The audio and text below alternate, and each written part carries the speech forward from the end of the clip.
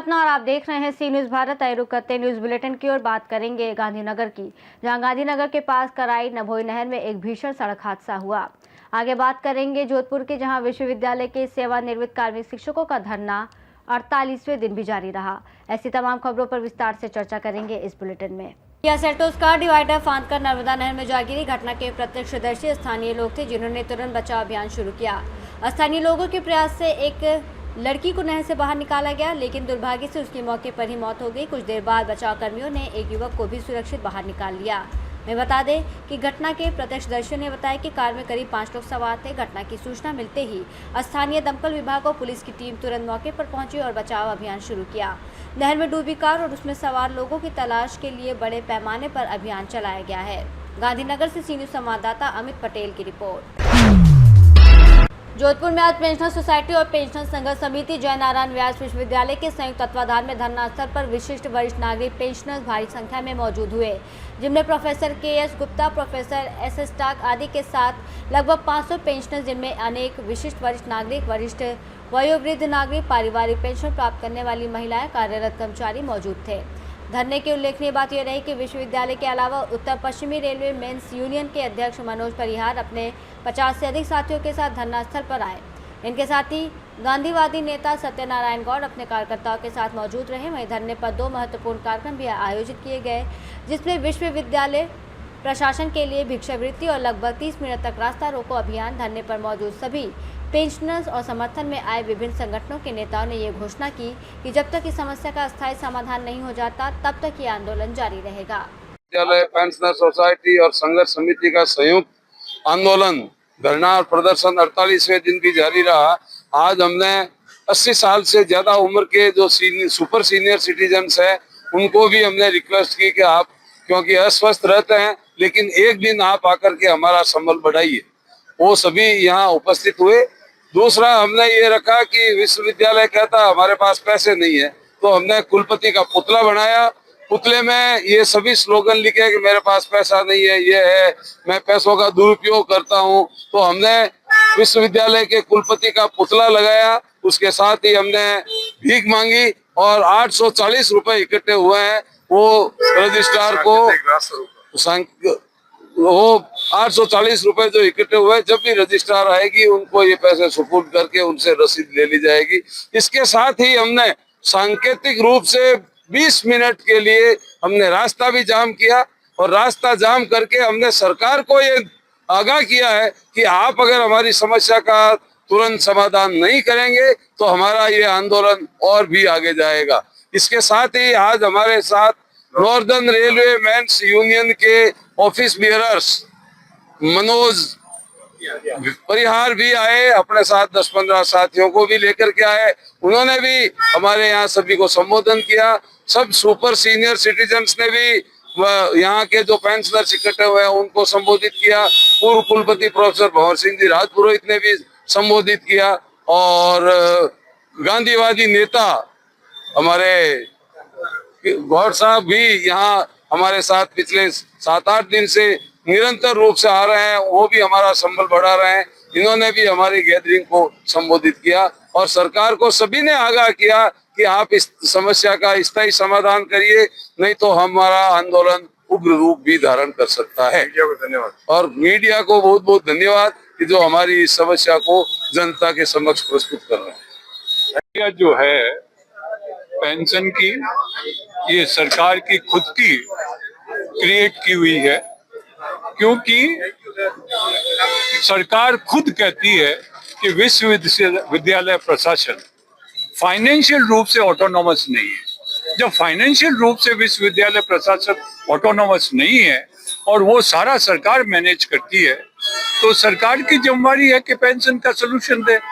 अगर विश्वविद्यालय ऑटोनॉमस होता तो आप क्या सोचते हैं कि विश्वविद्यालय का प्रशासन फीस के बारे में नहीं सोचता है? आज आपको जान के आश्चर्य होगा कि सरकार ने स्कूलों के लिए फीस जो तय कर रखी है।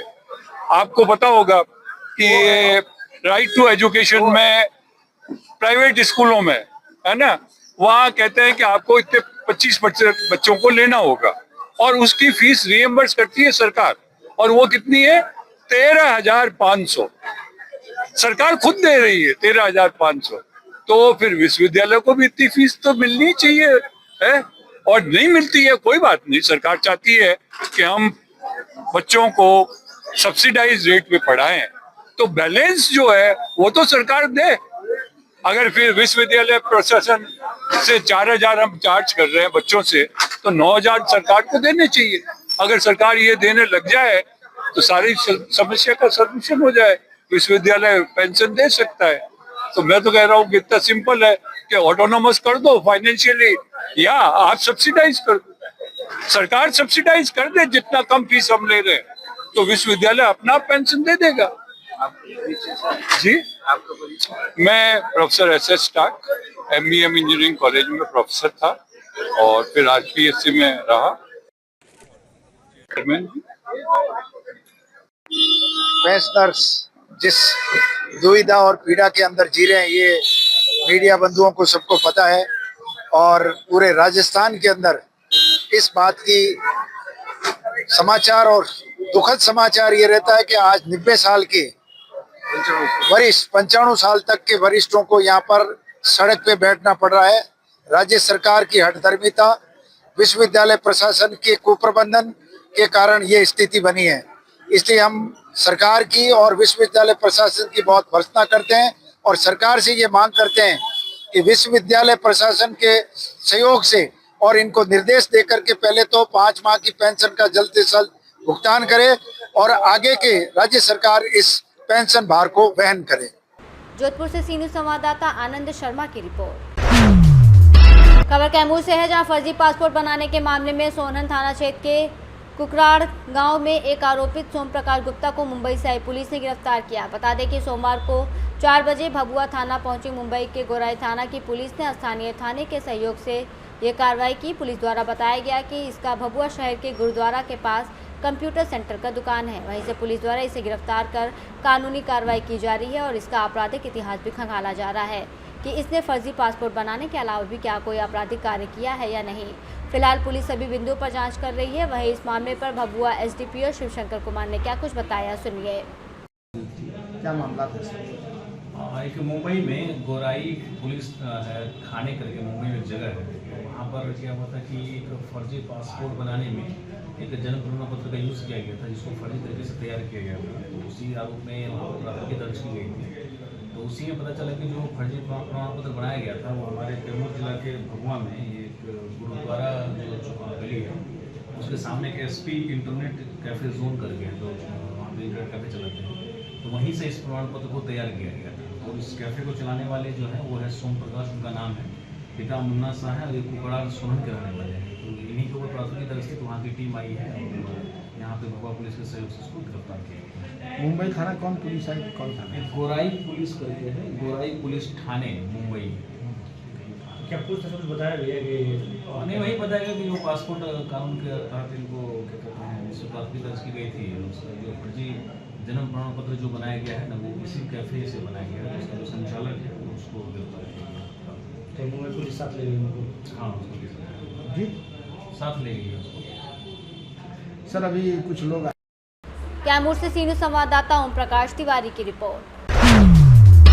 नेशनल कांग्रेस वर्कर कमेटी के पदाधिकारी ने भोजन वितरित किया। नेशनल कांग्रेस वर्कर कमेटी के प्रदेश अध्यक्ष आबिद खान, कोटा जिला अध्यक्ष नितिन गौतम, अल्पसंख्यक प्रकोष्ठ जिला सचिव लियाकत अली की किवायत में गुमानपुरा में चौराहे पर आज गरीब फुटपाथ पर सोने वाले बेसहारा लोगों को भोजन वितरित किया गया।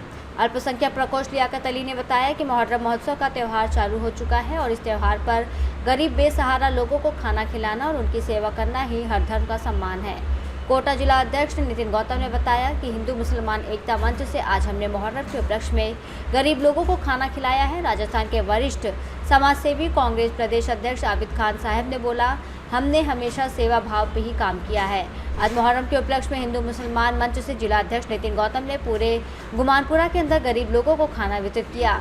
सेवा भाव कार्यक्रम आयोजन के अंदर प्रदेश अध्यक्ष आबिद खान, कोटा जिला अध्यक्ष नितिन गौतम, अल्पसंख्यक प्रकोष्ठ जिला सचिव लियाकत अली, राशिद अली, शफकत खान, नरेंद्र सिंह, युवराज गौतम, राहुल जैन, आकाशदीप नारायण सिंह सोलंकी, आकिब खान, अफजल हुसैन, मनोज सिंह, पवन दिलावर, मनोज सैनी आदि गणमान्य लोग मौजूद थे। नेशनल कांग्रेस वर्कर कमेटी के प्रदेश अध्यक्ष आबिद खान, कोटा जिला अध्यक्ष नितिन गौतम, अल्पसंख्यक प्रकोष्ठ से लियाकत अली, अल्पसंख्यक प्रकोष्ठ जिला सचिव रशीद भाई के नेतृत्व में आज गुमानपुरा कॉलोनी के अंदर गरीब लुकमाओं को खाना बांटा गया है। मोहर्रम के उपलक्ष्य में हिंदू मुसलमान एकता संघर्ष हमने पहले भी ये करा है और आज तक कोटा में हम सेवा भाव का ही काम करते हुए आए। आदरणीय महागुरुदेव श्री शांति कुमार धारीवाल साहब के संदर्भ में आज हमने ये काम किया। कोटा से सी न्यूज़ संवाददाता सुरेश कुमार पटेरिया की रिपोर्ट।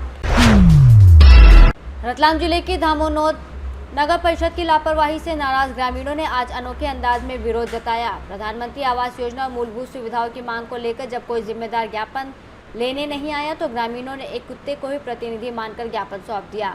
ग्रामीणों का आरोप है कि प्रधानमंत्री आवास योजना के तहत सौंपे गए दर्जनों आवेदन में से सिर्फ 7 को ही मंजूरी मिली, जबकि सड़क, पानी और सफाई जैसी जरूरी सुविधाएं अब भी अधूरी हैं। विकास कार्यों में लगातार अनदेखी से खफा ग्रामीणों का कहना है कि नगर परिषद जनता की समस्याओं की सुनवाई नहीं कर रही, इसलिए मजबूरी में ये प्रतीकात्मक विरोध किया गया। ये विरोध प्रदर्शन न सिर्फ क्षेत्र में चर्चा का विषय बन गया है, बल्कि इसका वीडियो सोशल मीडिया पर वायरल हो रहा है, जिसे देखकर लोग हैरान भी हैं और प्रशासन की निष्क्रियता पर भी सवाल उठा रहे हैं। रतलाम से सी न्यूज़ संवाददाता हुसैन की रिपोर्ट। खबर धूले से है, जहां परिषद कृषि विभाग अंतर्गत कृषि दिवस कार्यक्रम उत्साह के साथ संपन्न हुआ। यह कार्यक्रम कृषि विभाग, जिला परिषद धूले, परियोजना निदेशक पंचायत समिति धूले और कृषि महाविद्यालय धूले द्वारा संयुक्त रूप से कृषि महाविद्यालय के सभागार में आयोजित किया गया था। इस अवसर पर जिला कलेक्टर भाग्यश्री विस्पुते, जिला परिषद के मुख्य कार्यकारी अधिकारी विशाल नरवड़े, अतिरिक्त मुख्य कार्यकारी अधिकारी चंद्रकांत पवार सहित बड़ी संख्या में किसान मौजूद थे। जिला कलेक्टर भाग्यश्री विस्पुते ने हरित क्रांति के जनक, महाराष्ट्र के पूर्व मुख्यमंत्री स्वर्गीय वसंतराव नाइक की स्मृति में श्रद्धांजलि अर्पित की और सभी किसानों को कृषि दिवस की शुभकामनाएं दी। कार्यक्रम के प्रारंभ में परियोजना निदेशक हितेन सोनवड़े ने ग्लोबल वार्मिंग और कृषि पर इसका प्रभाव और डॉक्टर दिनेश नांद्रे ने जलवायु परिवर्तन और फसल पैटर्न में परिवर्तन पर व्याख्यान दिया। कृषि दिवस के अवसर पर जिले के किसान महेश पाटिल, समाधान गर्दे, गिरीश देवरे आदि को गणमान्य व्यक्तियों द्वारा प्रशस्ति पत्र और पुष्पगुच्छ देकर सम्मानित किया गया। इसी प्रकार खरीफ सीजन की फसल प्रतियोगिता में विजेता किसानों को भी प्रशस्ति पत्र देकर सम्मानित किया गया। इस समारोह में बड़ी संख्या में किसान मौजूद थे। बोला सर। तर आज आपला धुळे जिल्ह्याचा कृषी दिनाचा आज जिल्हास्तरीय कार्यक्रम कृषी महाविद्यालय सभागृह या ठिकाणी आयोजित करण्यात आला होता। कैलास वर्षी वसंतरावजी नाईक, महाराष्ट्राचे माजी मुख्यमंत्री, यांच्या जयंतीनिमित्त हा कृषी दिन महाराष्ट्रभर साजरा केला जातो आणि तोच आपल्या धुळे जिल्ह्यामध्ये आज साजरा केला। सदर कार्यक्रमासाठी आपल्या जिल्ह्याचे जिल्हाधिकारी महोदया विस्पुते मॅडम, त्याचप्रमाणे मुख्य कार्यकारी अधिकारी विशालजी नरवडे साहेब उपस्थित होते। सदर कार्यक्रमामध्ये आपण जिल्ह्यातील काही प्रगतशील शेतकरी, ज्या शेतकऱ्यांनी काही नाविन्यपूर्ण उपक्रम राबवलेले आहेत, अशा शेतकऱ्यांचा या ठिकाणी सत्कार केला। त्याच्यामध्ये 12 शेतकरी नाविन्यपूर्ण उपक्रम करणारे होते। त्याचप्रमाणे जिल्हा स्तरावर आपण प्रत्येक हंगामामध्ये पीक स्पर्धांचं आयोजन करतो। तर जिल्हा स्तरावरील पीक स्पर्धा विजेते शेतकरी, त्याच्यामध्ये भात, नागली, मका, सोयाबीन, नाचणी या पिकांचे जे विजेते शेतकरी होते, असे साधारणतः 36 शेतकऱ्यांचा आपण या ठिकाणी जिल्हाधिकारी महोदय आणि मुख्य कार्यकारी अधिकारी महोदय यांच्यातर्फे त्यांचा सन्मान करण्यात आलेला आहे। त्यांना आपण प्रशस्तीपत्र दिले आहे आणि हे जे शेतकरी आहेत, त्या शेतकऱ्यांनी जे काही नाविन्यपूर्ण उपक्रम राबवले आहे, इतर शेतकऱ्यांनी त्याचा आदर्श घ्यावा आणि आपल्या शेतामध्ये अवलंब करावा, हा उद्देश ह्या सत्कार समारंभातून आपण साध्य केलेला आहे। धन्यवाद। धूले से सी न्यूज़ संवाददाता नीलेश परदेशी की रिपोर्ट। बागलान तहसील के आनंदपुर और आसखेड़ा क्षेत्र के खेतों में रहने वाले किसान और नागरिकों के घरों पर आधी रात कारतोपी गिरोह ने धावा बोलकर लाखों की संपत्ति लूट ली, जिससे क्षेत्र में भय का माहौल बन गया। चोरों ने धारदार हथियारों के बल पर आनंदपुर में 3 और आसखेड़ा में 2 घरों में जबरन घुसकर नकदी, सोना और मोबाइल फोन समेत लाखों की संपत्ति चुरा ली। बागलान तहसील के आनंदपुर और आसखेड़ा के किसान किरण कापड़ीज, गंगाधार भामरे, समाधान भामरे, प्रकाश और पप्पू वाल्वी को कांटोपी गैंग के लुटेरे ने हथियार के बल पर माल निकालो नहीं तो जान से मार देंगे ऐसी धमकी देकर घर में सेंध लगाई। रात करीब 1 से 3 बजे के बीच हुई इस घटना से नागरिकों में काफ़ी दहशत है और गिरोह ने दरवाजे तोड़कर, मोबाइल फ़ोन तोड़कर दहशत फैला दी है। इस घटना के बारे में एक नागरिक ने जानकारी दी। घटना की जानकारी मिलते ही जायखेड़ा पुलिस थाने के सहायक पुलिस निरीक्षक सागर कालने ने तत्काल घटनास्थल का दौरा किया और डॉग स्क्वाड और फिंगरप्रिंट विशेषज्ञों को बुलाया। उन्होंने भरोसा जताया कि आरोपियों की तलाश के लिए विशेष टीमें भेजी गई हैं और आरोपियों को जल्दी गिरफ्तार कर लिया जाएगा। इस बीच नागरिकों में तीव्र आक्रोश और मांग उठ रही है कि पुलिस प्रशासन रात्रि की गश्त बढ़ाकर इन गिरोहों पर अंकुश लगाए। मी आणि माझी पत्नी शीतल किरण कापडणीस आम्ही दोघं जण घरामध्ये रात्री एकटे असताना अज्ञात व्यक्तीने पाठीमागून दरवाजा तोडून मधल्या रूममध्ये जाऊन सगळे कपाट बिपाट चेक करून ते सगळे चेक झाल्यानंतर आमच्या दरवाजाचे कडी तोडून आमच्यावरती ते शस्त्राने हल्ला करण्याचा प्रयत्न केला आणि आमच्या कपाटातनं आणि खिशातनं पैसे किंवा रोख रक्कम गेलेली आहे। नासिक से सी न्यूज़ संवाददाता प्रकाश खैरे की रिपोर्ट। फिलहाल इस बुलेटिन में बस इतना ही। देश और दुनिया की तमाम बड़ी खबरों के लिए देखते रहिए सी न्यूज़ भारत।